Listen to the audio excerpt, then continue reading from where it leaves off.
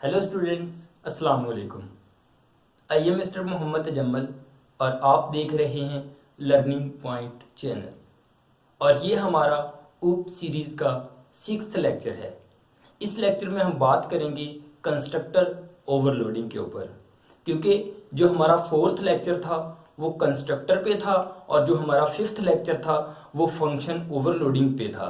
क्योंकि आपको function overloading की समझ आ गई है, अब हम कंस्ट्रक्टर ओवरलोडिंग पे बात करते हैं। अगर आपको प्रीवियस दोनों लेक्चर समझ आ गए हैं तो होपफुली ये लेक्चर बिल्कुल आसान है, क्योंकि कंस्ट्रक्टर का जो कॉन्सेप्ट है उसमें हम क्या करते हैं, जो क्लास का नेम होता है वही फंक्शन का नेम होता है।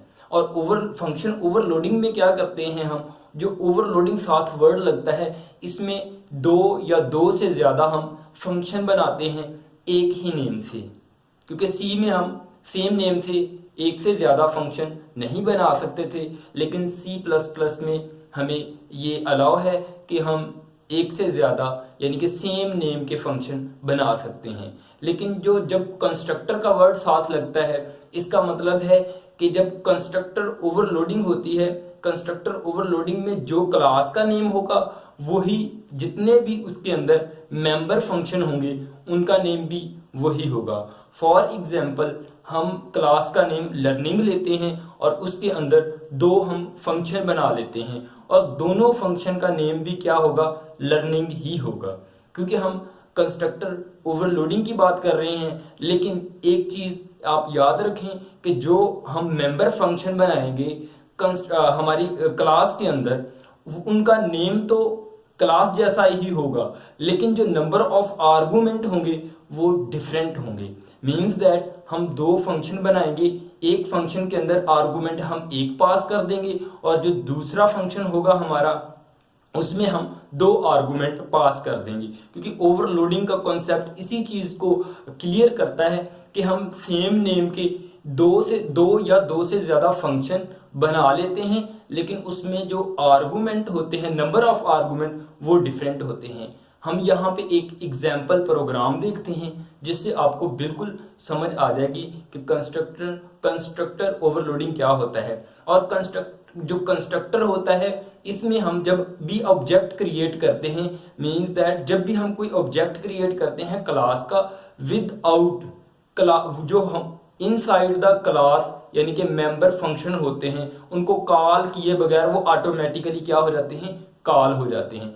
अब हम ये प्रोग्राम एग्जाम्पल प्रोग्राम देखते हैं, इससे आपको कंस्ट्रक्टर ओवरलोडिंग का कॉन्सेप्ट 100% इंशाल्लाह क्लियर हो जाएगा। अगर आपने शर्त है कि पिछले दोनों लेक्चर देखे होंगे उससे, आई होप आपको यहाँ पे समझ आ जाएगी। चलिए हम एक एग्जाम्पल प्रोग्राम से स्टार्ट करते हैं।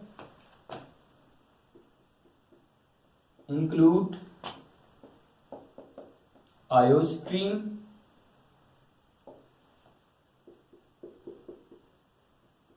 include io.h using namespace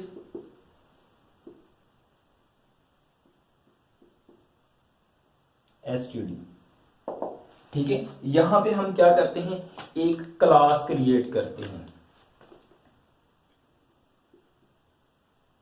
class, इसका हम नाम देते हैं लर्निंग का।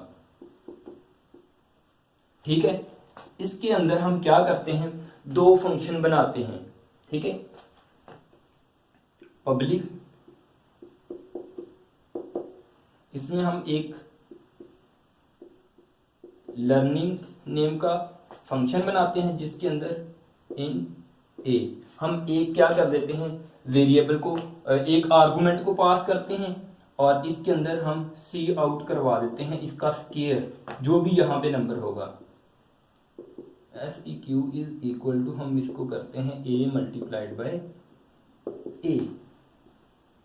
ठीक है, और इसी तरह आपने अगर कंस्ट्रक्टर का लेक्चर देखा है तो आपको पता होगा हम यहाँ पे इसकी कोई रिटर्न टाइप नहीं लिखते, क्योंकि कंस्ट्रक्टर जो हमारा फंक्शन होता है उसके कुछ रूल्स होते हैं।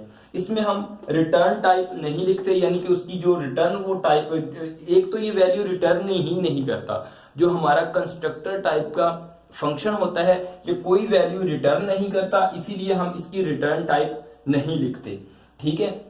और उसके बाद जो कंस्ट्रक्टर हमारा फंक्शन होता है उसका नेम वही होता है जो क्लास का नेम होता है। ये लर्निंग है तो इधर भी हम क्या लिख रहे हैं, लर्निंग लिख रहे हैं, ठीक है, ये बात। और इसके बाद फिर जब हमारी ओवरलोडिंग की बात आती है, ओवरलोडिंग में एक दो या दो से ज्यादा फंक्शन के सेम नेम होते हैं लेकिन नंबर ऑफ आर्गुमेंट डिफरेंट होते हैं। हम इसी चीज को मद्देनजर रखते हुए हम एक और अपना नाम क्या है फंक्शन बनाते हैं लर्निंग नेम का, लर्निंग। और इसके अंदर हम इसका कलर चेंज कर लेते हैं ताकि आपको क्लियर हो जाए।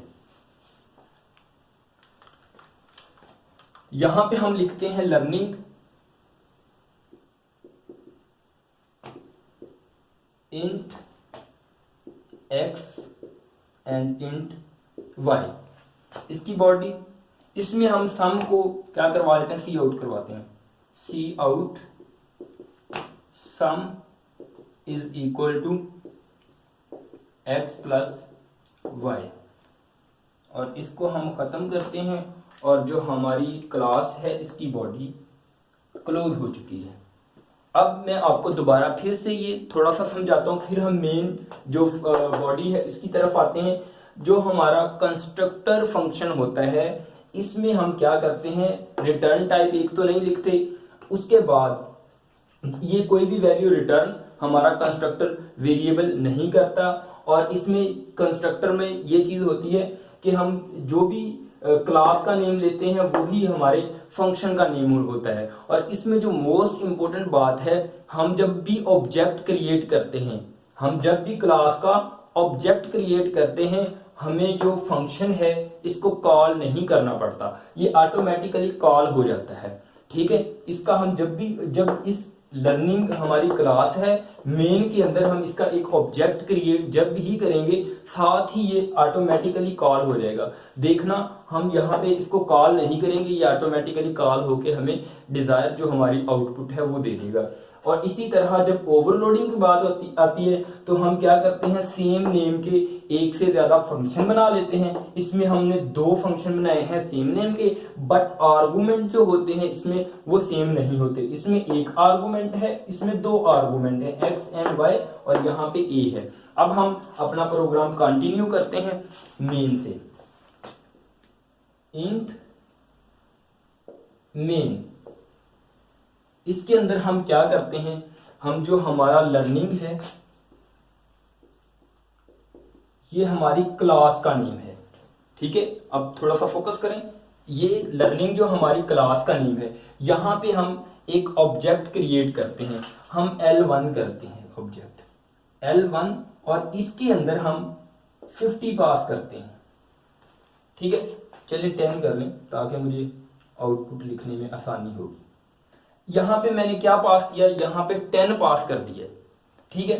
अब कैसे पता चलेगा कि जो हमारा जो लर्निंग L1 ये फंक्शन पहले जो हमारे फंक्शन को कॉल कर रहा है या नेक्स्ट दूसरे फंक्शन को कॉल कर रहा है, क्योंकि लर्निंग नेम के दो यहाँ पे फंक्शन है, ये जिसमें एक हमने आर्गुमेंट पास किया हुआ है, ये ऑटोमेटिकली ऑब्जेक्ट L1 क्रिएट हुआ, ये साथ ही 10 जो वैल्यू इसके अंदर हमने पास की है ये वैल्यू इस जगह पे ए के अंदर कॉपी हो जाएगी, क्योंकि मैंने पहले ही बताया है जो कंस्ट्रक्ट टाइप का हमारा या कंस्ट्रक्टर हमारा जो मेंबर फंक्शन होता है वो ऑटोमेटिकली क्या होता है, कॉल होता है, ठीक है। अब हम बात करते हैं नेक्स्ट, जो दूसरा हम लर्निंग फंक्शन को हम दूसरा एक और ऑब्जेक्ट क्रिएट करते हैं L2, ठीक है। इसके अंदर हम क्या करते हैं, दो वैल्यू पास करवाएंगे, हम 20 एंड 30 वैल्यू पास। यहां पे इसमें क्या होगा, इसमें इससे पता चल जाएगा कि जिसके अंदर हमने दो पैरामीटर पास करवाए हैं, यानी कि x और y दो पैरामीटर पास करवाए हैं, ये उस फंक्शन को जाके क्या कर दे, कॉल कर दे। क्योंकि हम कंस्ट्रक्टर पढ़ रहे हैं, मैं बार बार रिपीट कर रहा हूं, क्योंकि कंस्ट्रक्टर में जब भी हम ऑब्जेक्ट क्रिएट करते हैं ये ऑटोमेटिकली कॉल होते हैं। हमारे पास 20 है तो ये 20 हमारा आके x की जगह पे कॉपी हो जाएगा, और जो हमारा 30 है ये y की जगह पे कॉपी हो जाएगा।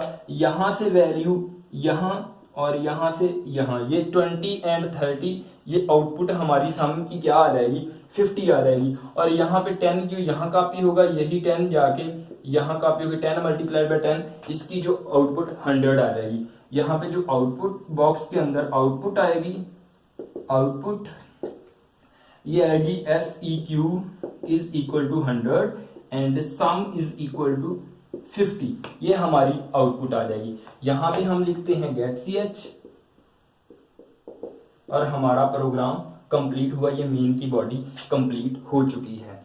ठीक है, मैं थोड़ा सा आपको इसको मोर क्लियर कर दूं। ये इस फंक्शन की बॉडी है, ये इस फंक्शन की बॉडी है, ये मेन की बॉडी है और ये हमारी क्लास की बॉडी है, ये हमारी क्लास की बॉडी है। ठीक है, इसमें आप प्रीवियस लेक्चर, अगर आपको कंस्ट्रक्टर की थोड़ी समझ नहीं है ना, तो आप प्रीवियस वीडियो देख लें, आपको ये बिल्कुल इजी लगेगा। ठीक है, अब मैं आपको ये प्रैक्टिकली, यही अपना जो हमारा प्रोग्राम है, इसको प्रैक्टिकली हम लैपटॉप की स्क्रीन के ऊपर देखते हैं, जैसे कि मैंने ये स्क्रीन के ऊपर दिखाई हुई है,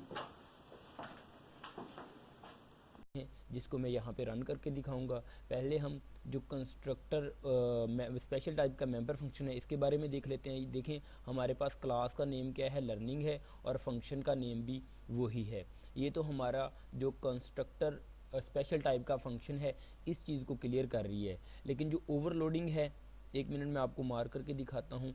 जो हमारा ओवरलोडिंग का कॉन्सेप्ट है, इसमें क्या होता है, 2 या 2 से ज़्यादा हमारे फंक्शन होते हैं, उनका नेम सेम होता है। ये लर्निंग इस फंक्शन का नेम है हमारा, और लर्निंग ही हमारा इस फंक्शन का नेम है। बट जो नंबर ऑफ आर्गूमेंट इसमें होते हैं वो चेंज होते हैं। इसमें देखें आर्गूमेंट 1 है और इसमें आर्गूमेंट जो कि 2 हैं हमारे। ठीक है, ये हमारा जो कंस्ट्रक्टर को भी हमारे डिफ़ाइन कर रहा है और ओवरलोडिंग को भी डिफ़ाइन कर रहा है। और कंस्ट्रक्टर में एक जो स्पेशल चीज़ होती है, जब भी हम ऑब्जेक्ट क्रिएट करते हैं किसी भी क्लास का, उसमें जो कंस्ट्रक्टर फंक्शन होता है वो ऑटोमेटिकली कॉल हो जाता है। हमने लर्निंग L1 जब ऑब्जेक्ट क्रिएट किया और इसके अंदर हमने 10 वैल्यू पास कर दी, ये ऑटोमेटिकली x की जगह पे क्या हो जाएगी, जाके कॉपी हो जाएगी। ठीक है, इसको मैं एक दफ़ा क्लीन कर देता हूँ। ये देखें, जो हमारा x है इसकी जगह पे ये 10 कॉपी होगा। ठीक है, और इसका स्केयर हमें अपेयर होगा जब हम इसको रन करेंगे। और इसी तरह x के अंदर दूसरा जो फंक्शन है 2, हमने जिसमें हमने आर्गूमेंट पास करवाए हैं, इसमें x के अंदर 10 चली जाएगी वैल्यू, और जो हमारा y है इसके अंदर 20, और इसका सम जो 30 अपेयर होगा। चलें जी, हम इसको रन करवा के देखते हैं कि ये एग्जीक्यूट किस तरह होगा। मुझे ये ऑब्जेक्ट को क्लोज करने दें। चलें जी, अब हम इसको एग्जीक्यूट करते हैं और इसकी आउटपुट चेक करते हैं। देखें हमारे पास आउटपुट अपेयर हो रही है, जो स्केयर 100 और जो हमारा सम है ये 30 है। ठीक है, ये इस तरह हमारा प्रोग्राम रन हो रहा है, जो अभी अभी हमने एग्जाम्पल लेक्चर में देखी है। चलें अब हम क्या करते हैं, इसकी वैल्यू वगैरह को चेंज करके देख लेते हैं। इसको हम 100 कर लेते हैं, और इसको हम 100 कर लेते हैं, और इसको हम 200 कर लेते हैं। ठीक है, अब आउटपुट आपको पता होनी चाहिए क्या होगी, क्योंकि इसमें हमने क्या पास किया है, 100 पास किया है, तो ये कॉपी किस फंक्शन में जाके होना है, जो हमने यहाँ पे एक आर्गूमेंट पास किया है, इस जगह पे इसने जाके कॉपी होनी है, इस x की जगह पे।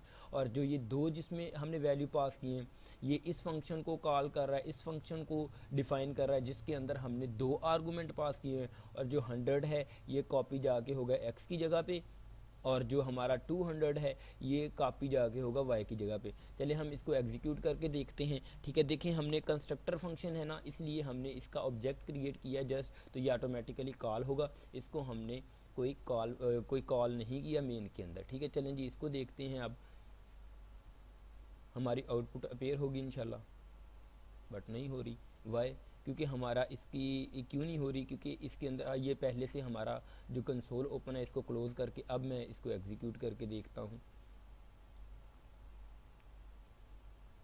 देखें जी, ये आउटपुट हमारी आ रही है। ये हमारा स्केयर 10,000 आ रहा है, क्योंकि 100 का जो स्केयर होता है वो 10,000 ही होता है। और जो हमारा सम आ रहा है ये 100 + 200 अगर हम करेंगे तो ये हमारा 300 ही बनेगा। चलें जी।